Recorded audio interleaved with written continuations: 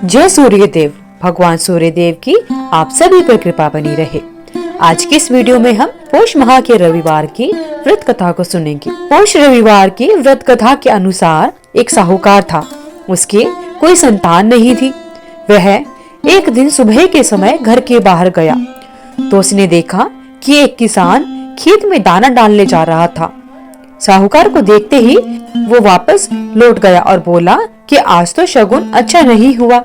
जब साहूकार ने यह सुना तो उसका मुंह उतर गया और वह उदास होकर अपने घर वापस आ गया। घर आने के बाद तो उसकी पत्नी ने उससे पूछा कि आज क्या हुआ। साहूकार ने सारी बातें अपनी पत्नी को बता दी तो उसकी पत्नी बोली, आज चिड़िया आई, वो भी बोली बच्चे नहीं हैं तो दाना कहाँ से मिलेगा, और कहकर उड़ गई। साहूकार को क्रोध आया। उसी दिन से वह सूरज भगवान की आराधना करने लगे। 12 वर्ष बीत गए।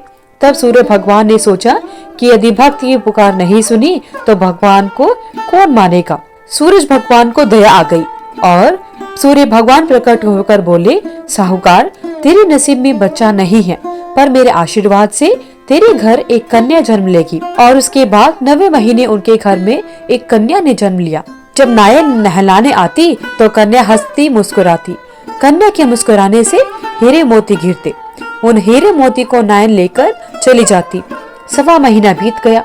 तब साहूकार की पत्नी नायन से बोली कि अब इसे मैं नहला लूंगी, तुम अब मत आना। जब वह उसे नहलाने लगी तो बच्चे के हंसने पर हीरे मोती गिरने लगे। अब वो समझ गई कि नायन ने तो खूब हीरे मोती इकट्ठे कर लिए होंगे। जब लड़की बड़ी हुई तो माँ बाप ने सोचा कि घर में तो बहुत धन है, घर जवाई रख लेते हैं। उन्होंने एक गरीब लड़का ढूंढा और उसके साथ अपनी लड़की का विवाह करा दिया। माँ दिन उगते ही बेटी को उठाने जाती और उसका मुंह देखती। तब लड़की का पति बोला, अपने बीच में सुबह सुबह तुम्हारी माँ क्यों आती है?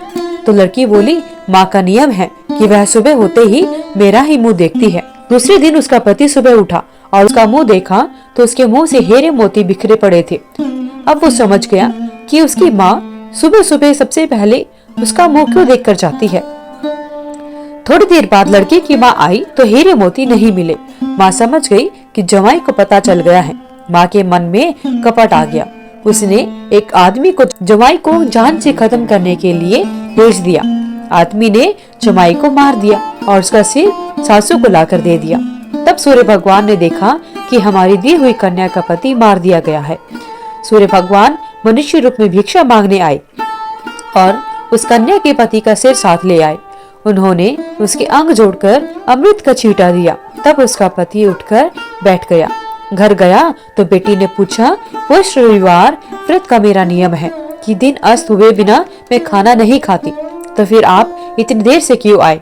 वो बोला कि मुझे मारने के लिए तेरी माँ ने आदमी भेजा था और अपनी सारी कहानी बता दी।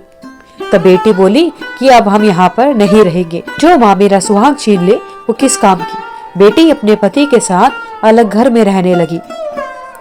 उसके घर में सुख समृद्धि हो गई और उसकी माँ के घर में धीरे धीरे दरिद्रता आ गई। जैसे सूर्य भगवान बेटी पर प्रसन्न हुए वैसे ही सब पर प्रसन्न रहना। बोलिए सूर्य भगवान की जय। तो इस प्रकार भक्तजनों, पौष माह के रविवार की व्रत कथा संपूर्ण होती है।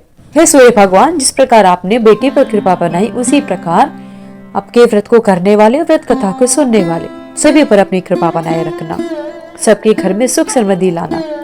धन्यवाद। अगर आपको वीडियो अच्छी लगी तो वीडियो को लाइक करें, शेयर करें, चैनल को सब्सक्राइब करके बेल आइकन को जरूर प्रेस करें ताकि आगे आने वाली सभी वीडियोस की नोटिफिकेशन आप तक समय से पहुंचती रहे। आपका दिन मंगलमय हो। कमेंट बॉक्स में जय सूर्यदेव लिखना ना भूलें।